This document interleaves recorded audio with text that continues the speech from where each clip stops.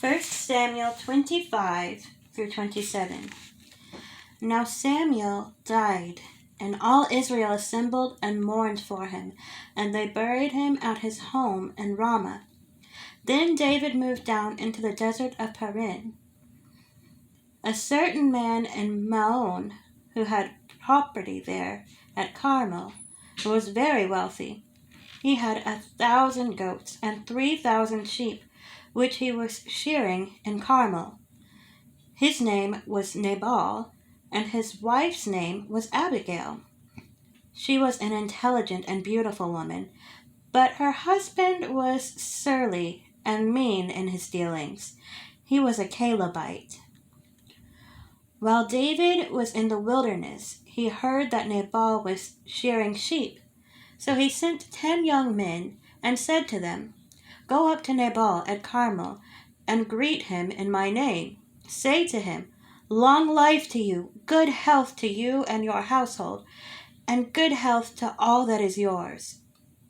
Now I hear that it is sheep shearing time.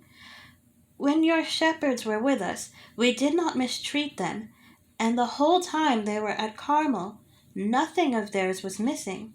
Ask your own servants, and they will tell you. Therefore, be favorable toward my men, since we come at a festival time. Please give your servants and your son David whatever you can find for them.'" When David's men arrived, they gave Nabal this message in David's name. Then they waited. Nabal answered David's servants, "Who is this David? Who is this son of Jesse? Many servants are breaking away from their masters these days. Why should I take my bread and water and the meat I have slaughtered for my shearers and give it to men who came from who knows where?" David's men turned around and went back. When they arrived, they reported every word. David said to his men, "Each of you strap on your sword." So they did, and David strapped on his as well. About 400 men went up with David, while 200 stayed with the supplies. One of the servants told Abigail, Nabal's wife, "David sent messengers from the wilderness to give our master his greetings, but he hurled insults at them. Yet these men were very good to us. They did not mistreat us. And the whole time we were out in the fields near them, nothing was missing. Night and day they were a wall around us, the whole time we were herding our sheep near them. Now think it over and see what you can do, because disaster is hanging over our master and his whole household. He is such a wicked man that no one can talk to him." Abigail acted quickly. She took 200 loaves of bread, 2 skins of wine, 5 dressed sheep, 5 seahs of roasted grain, and 100 cakes of raisins, and 200 cakes of pressed figs, and loaded them on donkeys. Then she told her servants, "Go on ahead, I'll follow you." But she did not tell her husband Nabal. As she came riding on her donkey into a mountain ravine, there were David and his men descending toward her, and she met them. David had just said, "It's been useless, all my watching over this fellow's property in the wilderness, so that nothing of his was missing. He has paid me back evil for good. May God deal with David, be it ever so severely, if by morning I leave alive one male of all who belong to him." When Abigail saw David, she quickly got off her donkey and bowed down before David with her face to the ground. She fell at his feet and said, "Pardon your servant, my lord, and let me speak to you. Hear what your servant has to say. Please pay no attention, my lord, to that wicked man Nabal. He is just like his name. His name means fool, and folly goes with him. And as for me, your servant, I did not see the men my lord sent. And now, my lord, as surely as the Lord your God lives, and as you live, Since the Lord has kept you from bloodshed and from avenging yourself with your own hands, may your enemies and all who are intent on harming my Lord be like Nabal. And let this gift which your servant has brought to my Lord be given to the men who follow you. Please forgive your servant's presumption. The Lord your God will certainly make a lasting dynasty for my Lord, because you fight the Lord's battles, and no wrongdoing will be found in you as long as you live. Even though someone is pursuing you to take your life, the life of my Lord will be bound securely in the bundle of the living by the Lord your God. But the lives of your enemies he will hurl away as from the pocket of a sling. When the Lord has fulfilled for my Lord every good thing he promised concerning him, and has appointed him ruler over Israel, my Lord will not have on his conscience the staggering burden of needless bloodshed or of having avenged himself. And when the Lord your God has brought my Lord success, remember your servant. David said to Abigail, Praise be to the Lord, the God of Israel, who has sent you today to meet me. May you be blessed for your good judgment and for keeping me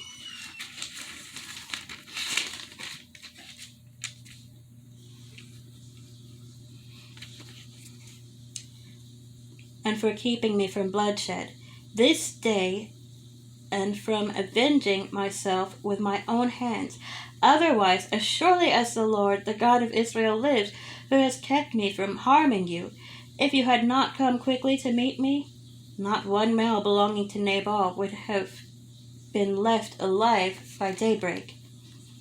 Then David accepted from her hand what she had brought him and said, Go home in peace. I have heard your words and granted your request. When Abigail went to Nabal, he was in the house holding a banquet like that of a king. He was in high spirits and very drunk. So she told him nothing at all until daybreak. Then in the morning, when Nabal was sober, his wife told him all these things, and his heart failed him, and he became like a stone. About 10 days later, the Lord struck Nabal, and he died. When David heard that Nabal was dead, he said, Praise be to the Lord, who has upheld my cause against Nabal for treating me with contempt. He has kept his servant from doing wrong, and has brought Nabal's wrongdoing down on his own head. Then David sent word to Abigail, asking her to become his wife. His servants went to Carmel and said to Abigail, David has sent us to you to take you to become his wife. She bowed down with her face to the ground and said, I am your servant, and am ready to serve you, and wash the feet of my Lord's servants. Abigail quickly got on a donkey, and attended by her 5 female servants, went with David's messengers and became his wife. David had also married Ahinoam of Jezreel, and they both were his wives. But Saul had given his daughter Michal, David's wife, to Paltiel, son of Laish, who was from Galim. 26. The Ziphites went to Saul at Gibeah and said, Is not David hiding on the hill of Hakilah, which faces Jeshimon? So Saul went down to the desert of Ziph with his 3,000 select Israelite troops to search there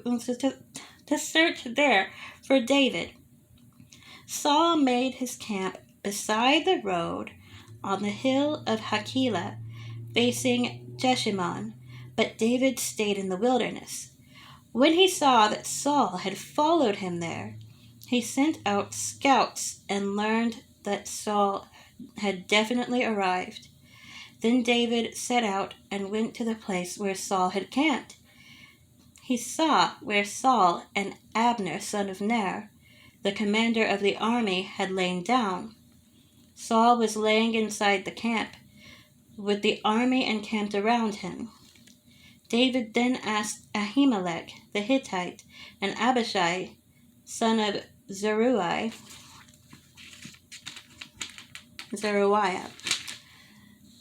Joab's brother, "Who will go down into the camp with me to Saul?" "I'll go with you," said Abishai. So David and Abishai went to the army by night, and there was Saul lying asleep inside the camp with his spear stuck in the ground near his head. Abner and the soldiers were lying around him. Abishai said to David, "Today God has delivered your enemy into your hands. Now let me pin him to the ground with one thrust of the spear. I won't strike him twice." But David said to Abishai, "Don't destroy him. Who can lay a hand on the Lord's anointed and be guiltless? As surely as the Lord lives," he said, "the Lord himself will strike him, or his time will come and he will die, or he will go into battle and perish. But the Lord forbid that I should lay a hand on the Lord's anointed. Now get the spear and water jug that are near his head, and let's go." So David took the spear and water jug near Saul's head, and they left. No one saw or knew about it, nor did anyone wake up. They were all sleeping, because the Lord had put them into a deep sleep. Then David crossed over to the other side and stood on top of a hill some distance away. There was a wide space between them. He called out to the army and to Abner, son of Ner, "Aren't you going to answer me, Abner?" Abner replied, "Who are you who calls to the king?" David said, "You're a man, aren't you? And who is like you in Israel? Why didn't you guard your lord, the king? Someone came to destroy your lord, the king. What you have done is not good. As surely as the Lord lives, you and your men must die, because you did not guard your master, the Lord's anointed. Look around you. Where are the king's spear and water jug that were near his head?" Saul recognized David's voice and said, "Is that your voice, David, my son?" David replied, "Yes, it is, my lord, the king." And he added, "Why is my lord pursuing his servant? What have I done, and what wrong am I guilty of? Now let my lord, the king, listen to his servant's words. If the Lord has incited you against me, then may he accept an offering. If, however, people have done it, may they be cursed before the Lord. They have driven me today from my share in the Lord's inheritance, and have said, 'Go serve other gods.' Now do not let my blood fall to the ground far from the presence of the Lord. The king of Israel has come out to look for a flea, as one hunts for a partridge in the mountains." Then Saul said, "I have sinned. Come back, David, my son. Because you considered my life precious today, I will not try to harm you again. Surely I have acted like a fool and have been terribly wrong." "Here is the king's spear," David answered. "Let one of your young men come over and get it. The Lord rewards everyone for their righteousness and faithfulness. The Lord delivered you into my hands today, but I would not lay a hand on the Lord's anointed. As surely as I valued your life today, so may the Lord value my life and deliver me from all trouble." Then Saul said to David, "May you be blessed, David, my son. You will do great things and surely triumph." So David went on his way, and Saul returned home. 27. But David thought to himself, "One of these days I will be destroyed by the hand of Saul. The best thing I can do is to escape to the land of the Philistines. Then Saul will give up searching for me anywhere in Israel, and I will slip out of his hand."